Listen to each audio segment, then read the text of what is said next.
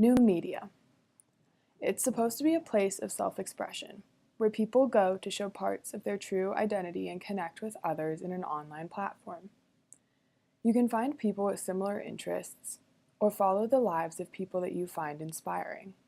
We tend to think of new media platforms as places where you can go to let go of outside opinion and to illustrate who you really are to the world around you. But what happens when conformity arises? When people feel pressure to represent their lives as perfect? This is when self-expression is stripped from new media and replaced with unrealistic ideas as to how our lives should appear both online and in real life.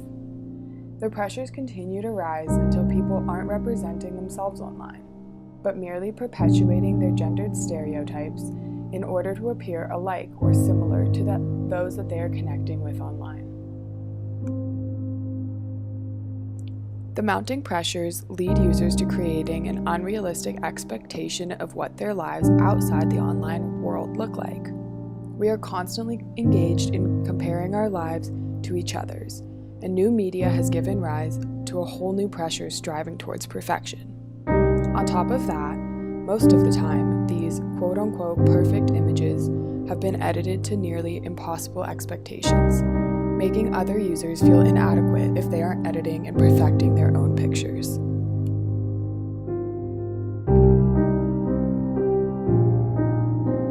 New media doesn't leave a lot of room for being different in our modern society, as the end goal seems to be conforming and being alike with our peers and with those that we interact with, both online and in person. What we're really losing is the self-expressive foundation of new media.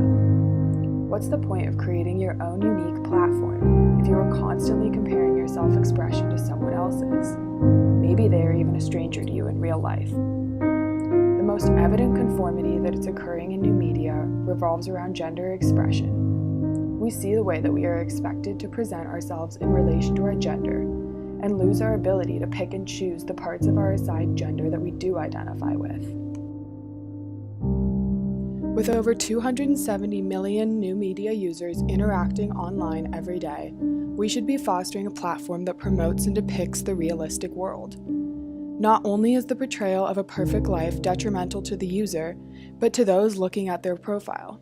Humans develop habits and expectations for themselves through learned behavior, and new media is no exception. While much of the conversation around gender stereotypes and new media is focused on the woman's experience, men face equally harsh pressures to conform to their genders, as females do. Both sexes' portrayal in new media pressures users not only to make their online profiles appear quote-unquote perfect, but also can transfer into body image and confidence insecurities. When women see other women hypersexualizing their gender online, they subconsciously compare themselves and start setting expectations for themselves, even when they are unrealistic.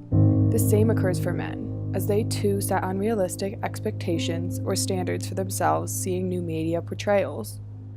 Over time, always striving towards idealistic standards of what society describes as your gender is damaging, especially towards youth. Many young people already struggle to determine what society expects from them and what parts of their assigned gender they will identify with, if any at all. Add the outside pressure from new media and this struggle is only complicated more. The box placed around societal expectations becomes smaller, leaving less and less room for being different or rejecting parts of your gender. But these harmful consequences that stem from new media don't stop when the computer or cell phone is turned off. We all take these learned expectations and carry them over into our outside lives, further perpetuating the issues in our society. We must work to make new media platforms safe spaces for authentic self-expression. This will begin breaking down gender stereotypes that are so prevalent in our culture today.